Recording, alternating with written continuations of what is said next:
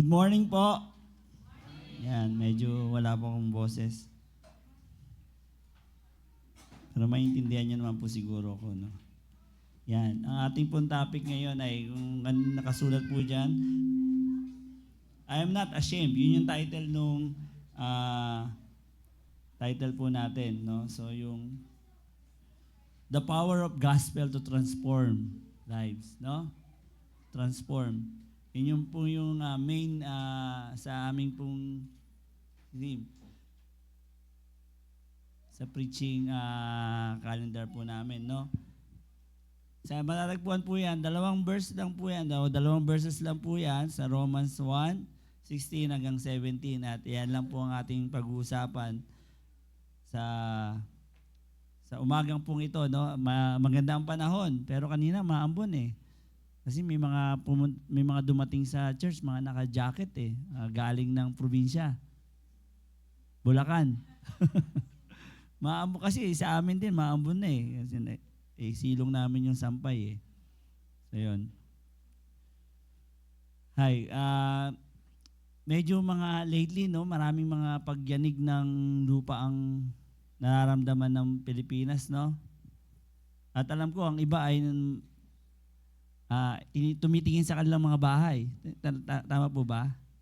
Di ba yung tinanong ako, kaya ba yan ang bahay natin? Sabi ko yun na marami ng crack. Marami naman talagang paggalaw. Hindi lang natin nararamdaman. Sa ilalim na, hindi lang natin, kaya nagkakrak yan. Ibig sabihin gumagalaw yung ating lupa sa ilalim. Hindi na masyadong pansinin. Pero kung yung mga 7.6 na talagang, hindi, yung crack siguro, maghihiwalay na talaga. No? Medyo siguro delikado kung sa Metro Manila, no? Ang dami nating buildings eh. Lalo na kung yung mga building na yon ay luma at hindi roller, walang gulong or walang mga spring, talagang magigiba yung mga building na yun. But anyway, ang ating pag-uusapan ngayon ay yung pagiging unashamed sa pag-share ng gospel. Itong dalawang verses na to, no? Parang greatest summaries ng gospel na sinulat na gospel ever written by man, no? And dinideclare or sinasabi ni Paul dito kung ano ang meron, kung ano yung gospel na sinasabi niya rito, kung anong meron tong mensahe na to. No? Paul's statements about the gospel begin in a strange passion. Meron siya, nakaramdam siya ng passion, no? Sinabi niya, or dun sa mga readers niya, no? Sa verse 16 kasi nilagay ko, pero sa verse 15 pa lang, sabi niya, no? Ready na ako. I'm ready to preach the gospel to you. Sabi niya sa mga taga-Roma. Excited na ako. I-preach yung gospel sa inyo. And then, all of the sudden, pagdating ng 16, sabi niya bigla, I am not ashamed of the gospel. No? He is ready to preach. At hindi siya nahihiya na ito ay bahagi. Mamaya malalaman natin kung bakit tayo hindi dapat mahiya magbahagi ng salita ng Panginoon. No, alam naman natin, we all knew that the gospel is the good news. Tama po ba? The good news. Pero hindi lang siya good news. This is the great news. Bakit? Ano ba yung nilalaman ng gospel? Di ba? Sino ba yung nilalaman? Sino ba yung gospel na pinag-uusapan o pag-uusapan po natin ngayon, no? Dapat daw ikaw o tayo bilang isang Kristiyano, kung kinakilala mo ang sarili mo na bilang isang Kristiyano, dapat hindi ka nahihiya na magbahagi ng salita ng Panginoon, ng mensahe ng Panginoon. Bakit? Ano ba itong mensahe na to? This is the message that is a powerful. This is a message that is profound. No? Profound. At alam naman natin lahat Sinasabi ko lahat Isipin nyo na kung sino yung mga taong nangangailangan. Lahat ng tao nangangailangan ng gospel. Sino man yung tao na yan, ano man yung inaaniban yan, lahat ng tao ay kinakailangan makarinig, at least makarinig, makabasa, masyaran ng gospel na ito. No? Tingnan natin yung bakit sinabihan ni Paul, bakit sinasabi niya na ini-encourage niya kasi yung mga tao, especially yung mga taga-Roma, na hindi mahiya. Sinabi niya mismo, I am not ashamed of the gospel. Sabi niya gano'n. Kaya dapat sila hindi rin daw mahiya. Bakit? Ano ba yung meron nung mga panahon na yon? No? Ano ba yung culture nung mga panahon na yon sa mga pinagmiministeran ni Paul nung time na yon? Especially sa Roma. Pag nalaman natin yung culture na yon, mas maunawaan natin kung bakit sinasabi ni Paul itong mga bagay na ito. Bakit yung mga iba ay nahihiyang mag-share ng gospel? Maari hindi lang hiya, no? Natatakot mag-share ng gospel, no? Merong 4 na reason si Paul, o merong 4 na reason dito tayo makikita kung bakit ang ilan ay nahihiya o hindi nag-share ng gospel. No? Tingnan natin. Ano po ba rito? Yung una, sabi rito, yung moral condition nung mga araw na yon. Ano yung moral condition? Under ni Nero, ano bang siya yung emperor nung Rome nung time na yon, no? Yung Rome kasi is nadamay sa pagiging wicked leader ni Nero, no? He is a wicked, he is immoral man. That's why yung city ng Rome ay parang naging septic tank ng mga kasalanan. Doon lahat napunta yung mga wicked living under ni Nero, yung city ng Rome. Ganun yung pamumuhay na meron sila. Bakit nahihirapan o mahihirapan sila mag-preach, o bakit nahihiya mag-preach yung iba? Because ang i-preach nila ay nangangailangan ng repentance. Biruin mo, sa kalagitnaan ng mga kasalanan, magsasabi ka ron na mag-repent kayo. Sila na mga gumagawa ng mga wicked things, ng mga immoral things, bigla kang pupunta sa gitna, mag-preach ka ng gospel, sabihin nyo, mag-repent kayo. That's why some of the Christians noong mga panahon na yun ay hindi nag-share or ashamed. Maaring takot mag-share ng gospel. Bakit? Kasi yung isi-share nila ay nangangailangan ng repentance, nangangailangan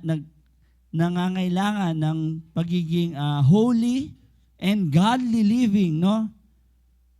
And that was diametrically opposed yung nangyayari that time doon sa Rome. Nakabaligtaran nung kanilang ibipreach yung nangyayari that time doon sa lugar ng Rome. Diba? Parang ikaw, no, pupunta ka sa isang lugar na ang kanilang ginagawa ay pupunta ka sa casino. Ano bang meron sa casino? Mga contractors. Mga congressmen. Ano bang meron sa casino? Di ba? Sugal. Tapos ikaw, pupunta ka ron, sasabihin mo, huwag kayong magsugal. Parang ganoon yung sitwasyon ng time na yon. Di ba? Pupunta ka sa Rome, ang ginagawa ng mga taga-Rome ay mga wicked things, mga immoral things, na sasabihin nyo, mag-repent kayo. Kaya naman yung iba, hindi nila ginagawa. Kasi nakabaligtaran yung mensaheng bibigay nila sa ginagawa ng mga tao doon. Kaya ang sabi ni Paul, I am not ashamed. Bakit? Ito kasing ibibigay kong mensahe ay magbibigay ng buhay sa lahat, no? Yun yung unang bagay kung bakit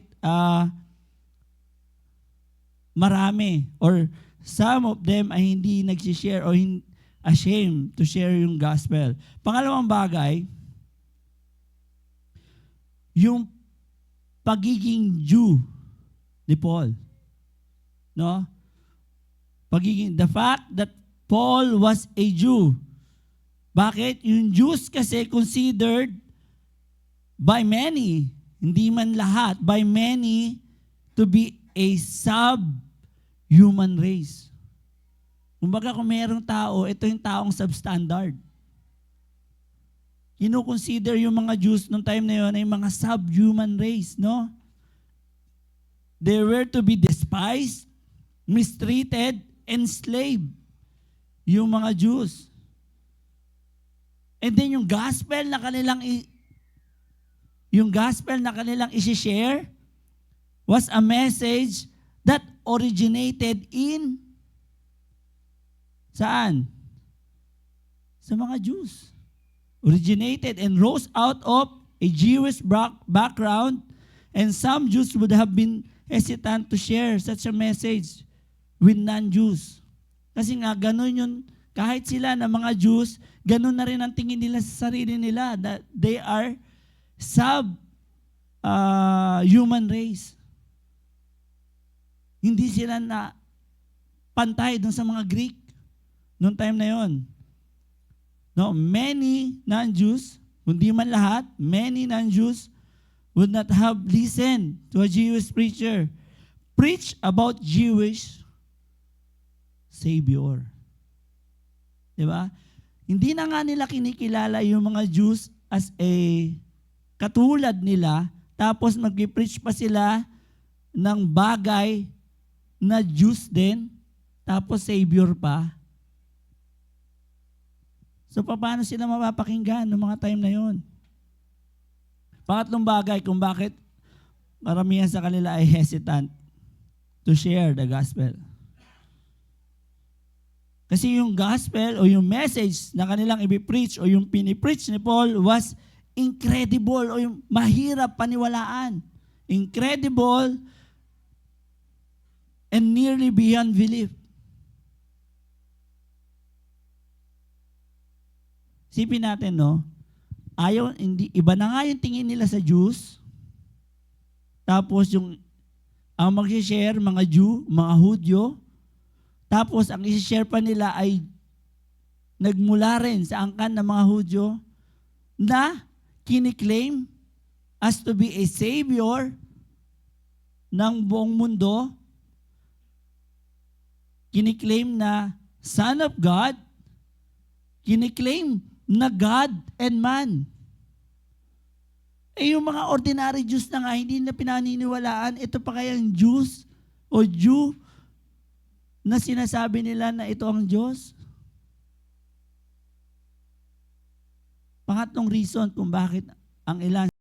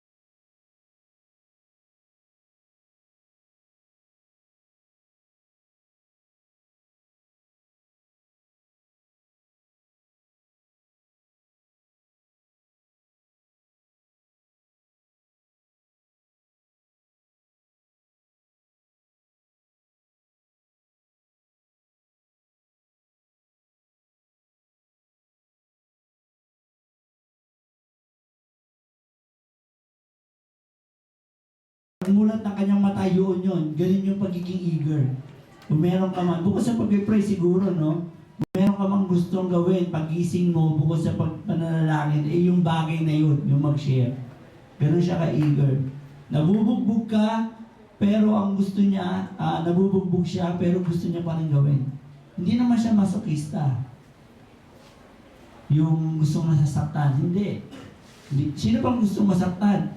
Nagsishare ka lang naman, di ba? Pero ganun kasi. Bakit kaya niya patuloy na ginagawa yung mga bagay na yun? Tayo bilang isang church, no?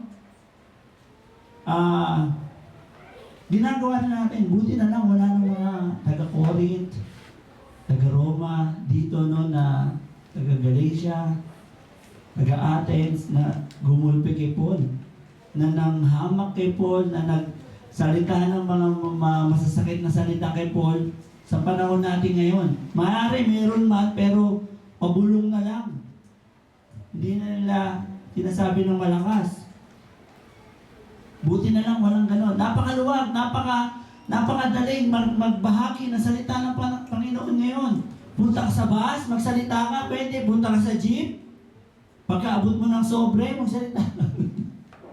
Sobre pula. Punas-punasan mo muna yung mga sapatos. Magsalita. Walang pumipigil ngayon sa atin. Napakaluwag ng Pilipinas. Buti nga ganun. Pero pag napunta tayo sa ibang bansa, di ba? Kailangan nila magtago. Kaya meron doon tawag mga underground church. Kasi bawal. Bawal magdala ng Bible. Sa China ba yun? Di ba alam eh.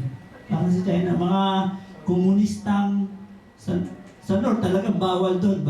Marami talagang bawal doon. Yung mga komunistang country, yung mga Muslim country. Buti lang sa Malaysia kahit pa paano. Muslim Chinese kasi yan eh. Indian Muslim Chinese. Pero maraming mga converts na doon na mga Muslim. Yun nga lang, hindi sila anong tawag dito? Yung all out, yung hindi open. Tumanggap sila, pero hindi sila magsisimba nakasama noong mga Chinese na Kristiyano doon. Nagkakaroon din sila ng underground. Doon sa kapwa nila Muslim. Underground yung kanilang pagsisimba.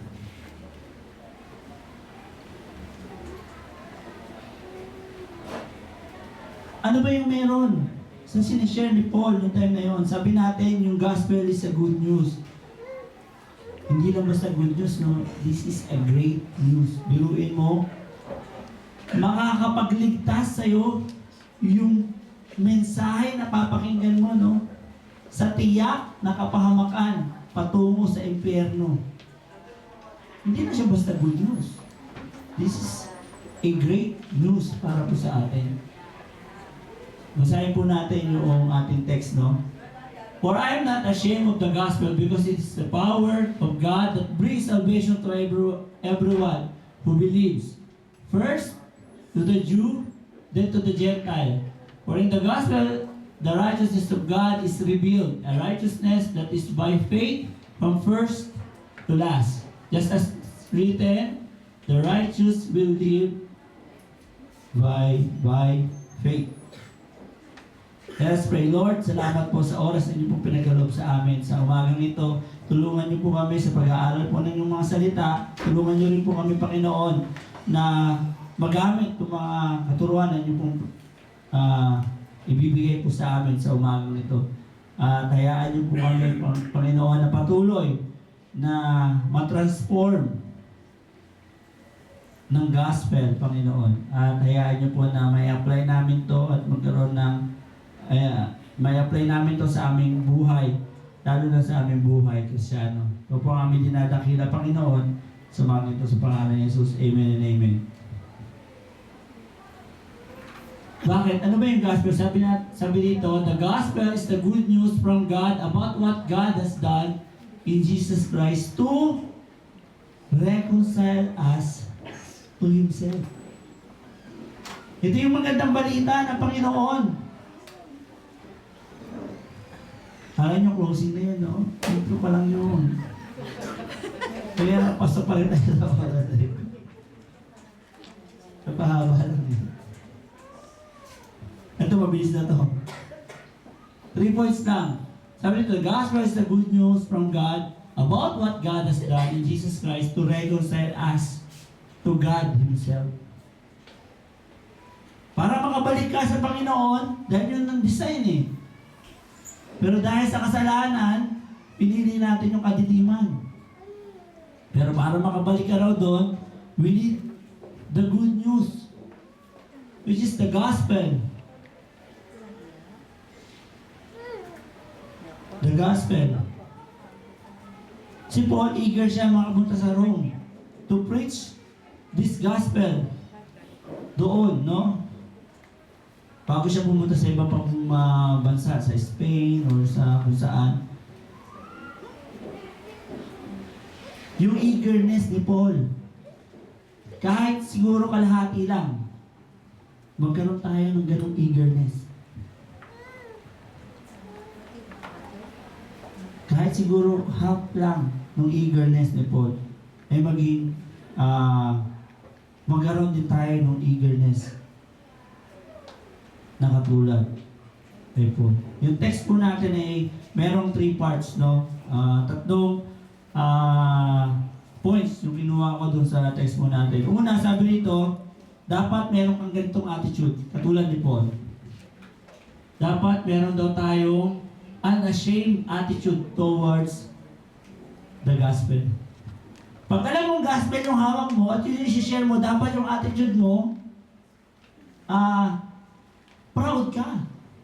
I mean, gospel to eh, makakapagligtas to. Hindi man ang buong mundo, kahit siguro ng buhay o yung kaluluwa ng tao makakausap mo. Bago man lang siya mahulog sa lindol, no? Masyaran. Sabi sa Romans, yung text mo natin, for I am not ashamed, sabi ni Paul. Madalas na kinakanta natin to, tama po ba? Anong kanta yan, title nun? Sila, sa choir. Sila, ba yun? Yun, ang hula, no? Dapat huwag daw tayo mahiya. Lalo na kung gospel yung isi-share mo. Di ba? Minsan nga, no, malakas ang loob natin kung uy, Mars, meron akong babagi sa iyo. Hindi ka nahiya doon, no? May chika ako sa'yo. Dapat ganun din. Uy, Mars, may chika ako sa'yo. Ano yung chika mo? Alam mo ba, si Kristo namatay pa dahil sa kasalanan mo? Ganun, dapat ganun. Kung paano tayo makapagsigahan sa ating mga Mars, sa mga Pars, sa mga Marites. Dapat ganun. Pero dahil Kristiyano ka, ang tawag sa'yo ay the good Samarites. Kristiyano ka na eh, di ba? Hindi lang basta Marites. The good Samarites. At least, biblical. Ibig sabihin, kinukwento mo lang, kinitis mo, yung mga good. Yung gospel, yung good news. Sabi nito, ito yung attitude ni Paul, no? He is not ashamed of the gospel. Christians, or tayo, we're tempted to be ashamed of the gospel. Especially noong first century. Bakit kaya? Bakit tayo tempted, no? Na ma-shame dun sa gospel? Kasi nakikita, we look that gospel is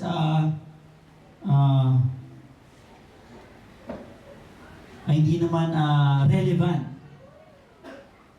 Pero yung gospel kasi relevant yun.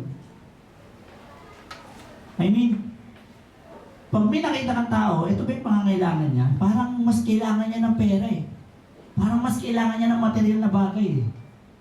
So, hindi mo na i-share yung gospel kasi iba na yung pangangailangan na nakita mo para sa kanya.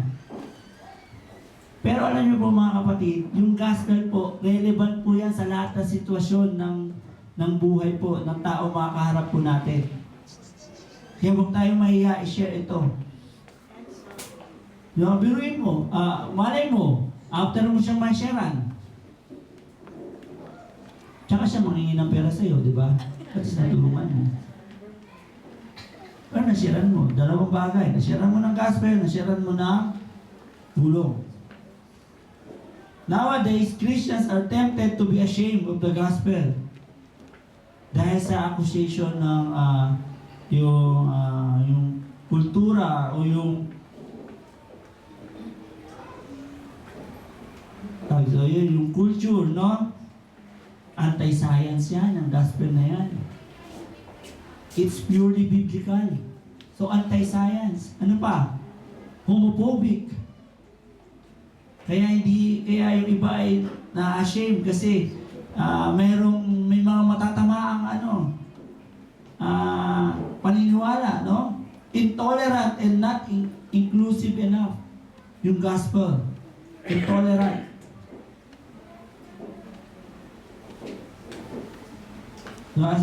Sabi ni Paul, o pinakita ni Paul shows us that the gospel is not something to be ashamed of.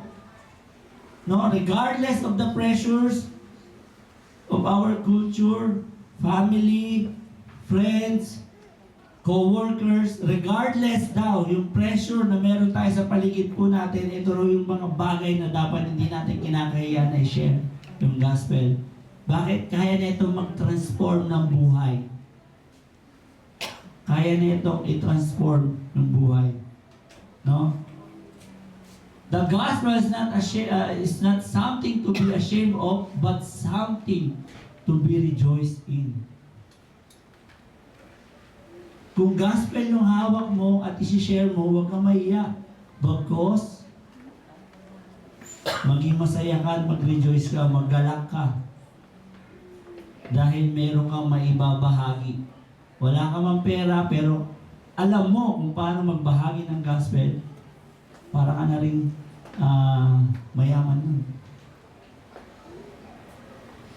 Wala ka mong mga mali-malitang 42 million.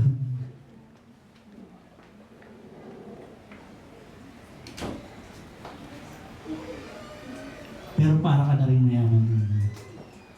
Hindi ka man anak ng isang contractor,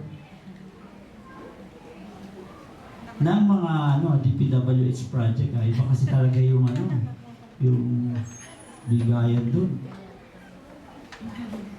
Pangalawang bagay. Pangalawa na, tatlo lang to.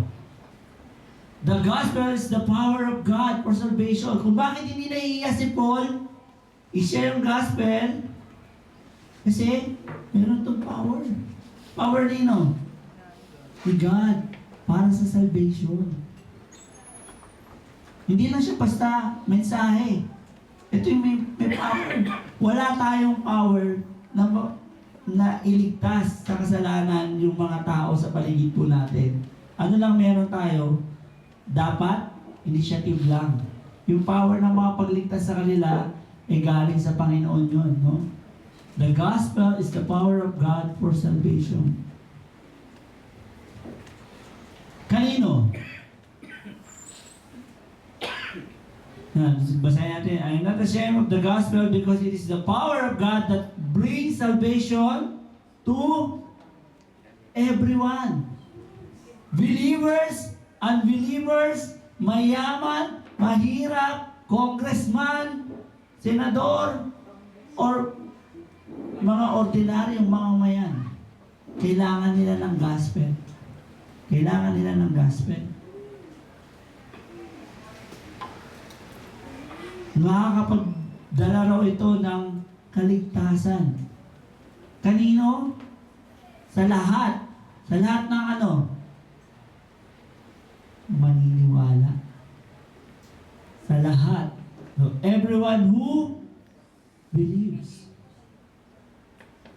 Kahit share mo yan na share, nakaisandang share ka na yan, pero hindi naniniwala yan, walang salvation na marireceive yan. Tama po ba? Naiingit naman natin, no? Kahit 1,000 beses niya na napakinggan yan, pero hindi niya pinaniwalaan at hindi niya pinanampalatayaan yan, walang salvation. Bakit? Nakanino lang tayo yung salvation? Doon sa mga naniwala. Sa mga naniwala. The gospel is the power of God. No, God worked His power in the gospel. No one has power like God. Meron po ba? Wala na. Yung mga sinabi nilang may power silang katulad ng Panginoon. Nakakulong na ngayon. Yung iba, nakamatay na. Wala. Ang tanging Panginoon lamang ang mayroong power patungkol sa salvation. No? Power of God for salvation. Salvation for what? Salvation saan?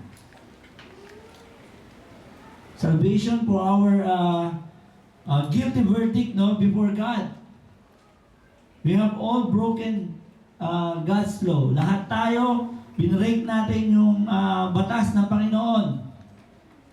Kaya naman lahat tayo ay guilty before Him. Salvation saan? Sa ating mga kasalanan, which enslaves us. Marami sa atin hindi pa nakakalaya sa mga kasalanan to. Patuloy siyang nagiging alipin ng mga kasalanan ito. Yung salvation daw ng Panginoon na makapagligtas sa iyo. Saan pa? The wrath of God and an eternity in hell. Salvation para ikaw ay maligtas sa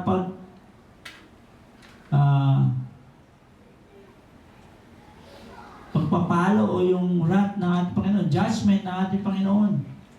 At para ikaw ay maligtas sa tiyak na kapahamakan patungo sa impyerno. Patungo sa impyerno. Our good works cannot save us. O cannot save us. Kahit sabihin mo, ikaw na yung may pinakamaraming nagawang kabutihan sa buong mundo. At nabilang mo yon, naka 1,032,000 ka nakabutihan. Hindi pa rin makapagligtas sa'yo. Kahit sabihin natin, ikaw ang na may pinakamalaking halaga na na-donate sa sambahan o sa simbahan, hindi pa rin makapagligtas sa'yo. Di ba? Ano lang ang makapagligtas sa'yo? Yung gospel na merong power ng ating Panginoon. At malinaw na malinaw, yan ang sinasabi ng kanyang mga salita. Malinaw. Malinaw. Kahit pa sabihin natin, lahat ng inutos ng pastor mo, lahat ng inutos ng mga elders sa church, sinunod mo. Kahit yung mga hindi inutos, ginawa mo. Hindi pa rin makapagligtas sa'yo. Kahit sabihin mo, simula sanggol, sinunod mo na yung magulang mo hanggang ngayon, hindi pa rin makapagligtas sa'yo. Ano lang ang makapagligtas sa atin sa mga bagay na yun? Yung gospel na mayroong power ng ating Panginoon. Kanino daw? To everyone who believes. Everyone who believes the gospel will experience or will receive yung salvation. This is why Paul is not ashamed of the gospel. He understands that everyone who believes it will be saved. Kaya hindi siya nahihiya eh. Dahil alam niya, ba't ang mahihiya? Makakapagligtas ng sinasabi ko. Hindi lang yung kapwa niya Jews ang may niligtas. Uunahin niya lang yun. Sabi ron, yun ang mauuna. And then, to the Gentiles, mga Greek, maliligtas din. Kahit yung mga tao na humahamak sa kanilang lahi, ay maliligtas din sa pamamagitan ng gospel. So lahat ng church sa Rome, Jewish, Greek, Christians, lahat yon kailangan mga makarinig o masyarad. Sabi niya, everyone.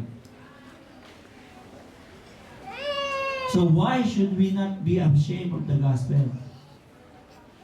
Bakit tayo hindi dapat mahiya?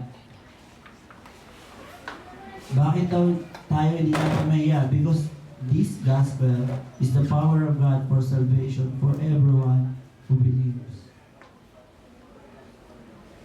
No? This is an extraordinary great news. Hindi lang basta good news. This is for everyone. At alam naman natin na everyone needs salvation. Lahat, maging in denial ka man ngayon sa mga panahon ito, ay hindi ko kailangan ng salvation. Pero kailangan mo talaga.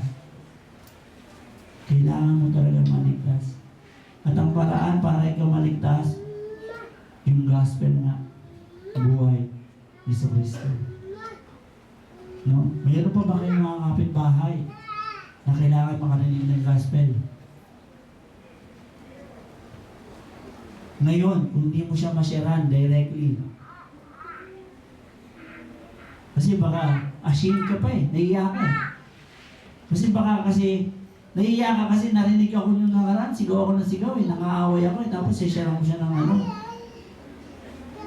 Diba? May mga ganun, di ba? Hindi ka naging mabuting ehemplo sa kapitbahay mo. Tapos sabihin mo, kapatid, kailangan mo na. Meron kang karaoke. Doon mo na padaanin sa karaoke. Huwag lang masyadong malakas, basta marinig lang niya, no? Okay, parang yung mga ating, Semana Santa, no? Yung karaoke, tapos doon ka mag-share. Marinig din na yun. Nagpipreach ka na doon sa karaoke. Okay, magpatugtog ka ng mga gospel songs. Hindi ka naman nilireklamo sa barangay niyan kasi nagpapatugtog ka ng gospel songs. Huwag lang yung mga rock songs, no? Mga Wolfgang, wala na, panahon, 90s pa pala yung Wolfgang. Wala na nakakaalam doon. Baka si Jun lang Grabe sila lang matanda nila. Slap Shock, yung mga metal rock dati na panahon ng 90s. Pero kung gospel song ang papatugtugin mo, siguro naman baka kumalma yung mga kapitbahay mo, no? Baka hindi ka nila awayin. Hindi awayin kasi ito yung pakinggan mo pinapatugtog, lead me Lord. Pangatong bagay, meron pa akong 5 minutes, di ba na? Sa gospel na to, na may power ng Panginoon, the righteousness of God reveals. Sabi nito, the righteousness of God is revealed. For in the gospel, the righteousness of God is revealed. The righteousness that is by faith from first to last. Just as it is written, the righteous will live by faith. No? The gospel is the power of God for salvation for everyone believes because in it the righteousness of God is revealed from faith for faith in the gospel. No? This revealing take place. Nare-reveal yung righteousness ng ating Panginoon nang dahil dun sa gospel na yon. No? God's righteous verdict given to a sinner who stands before Him. Right status before God. No, how can we have right standing before God? Dapat meron kang gospel. Na-receive mo na yun. Para meron ka ng lakas ng loob na tumayo para sa Panginoon. Pastor, pwede ba mag-share ng gospel yung taong hindi pa nakaka-receive ng gospel?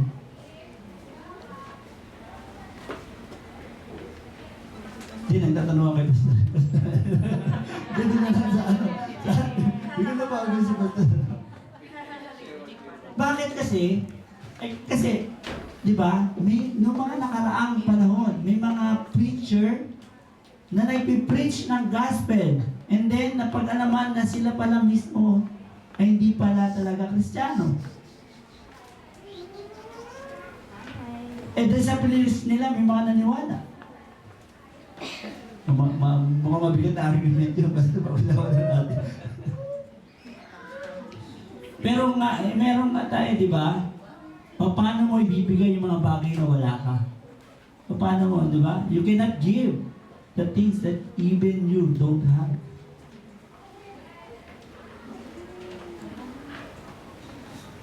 Kailangan natin mag-aral ulit. The righteousness of God revealed.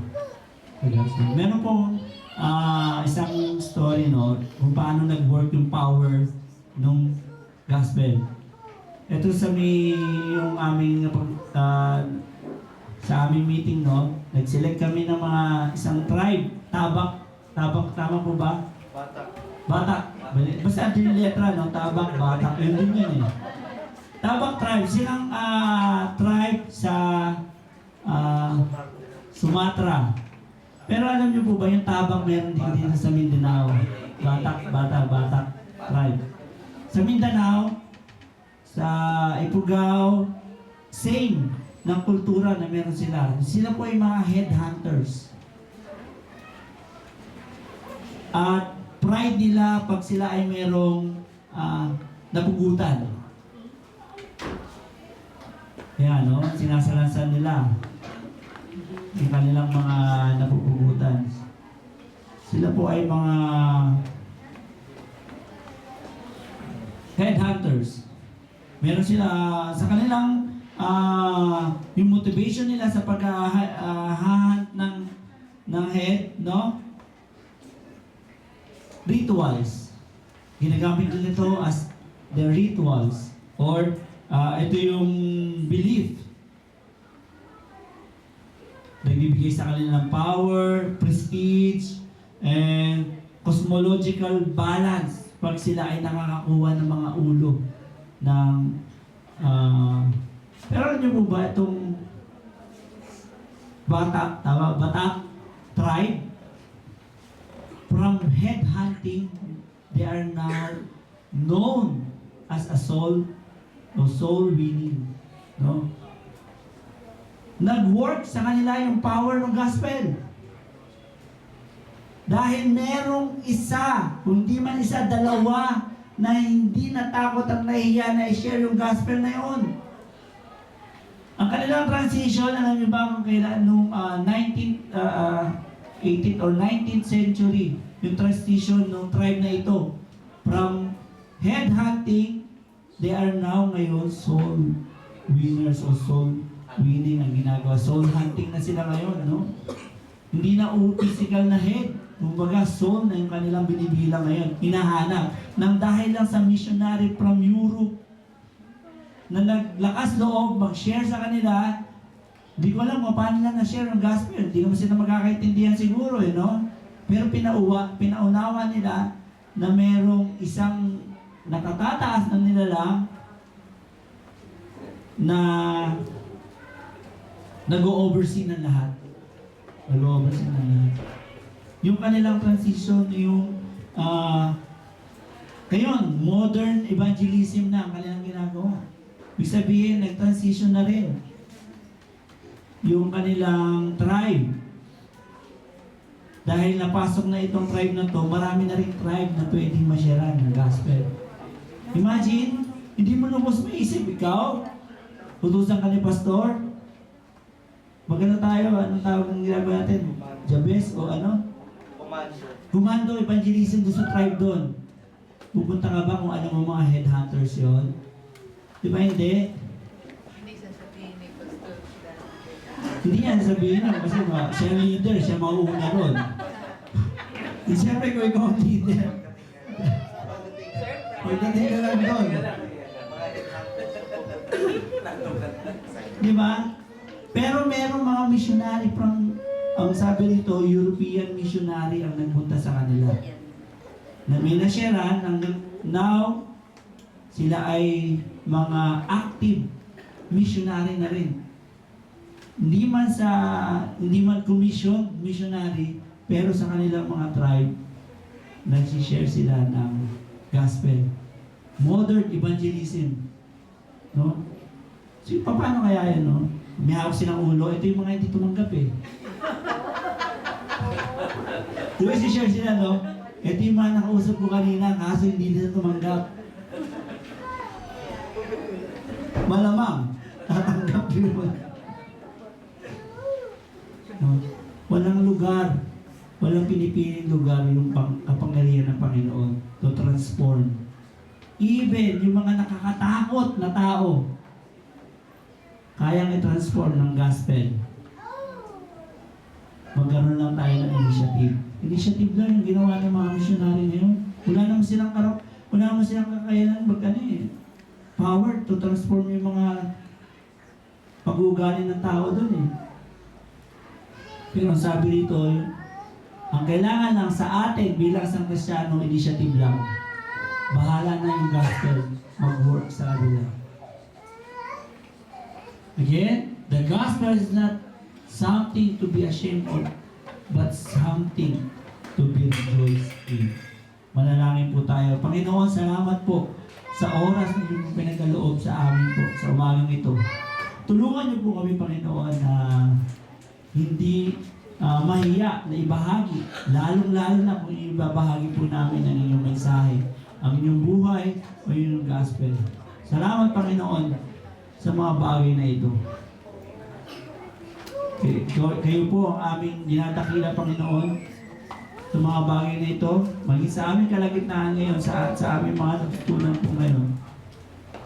Ikaw po ang aming tinataas. Sa inyo po lahat ang kapurihan, Panginoon, sa pangalan ni Jesus. Amen and amen.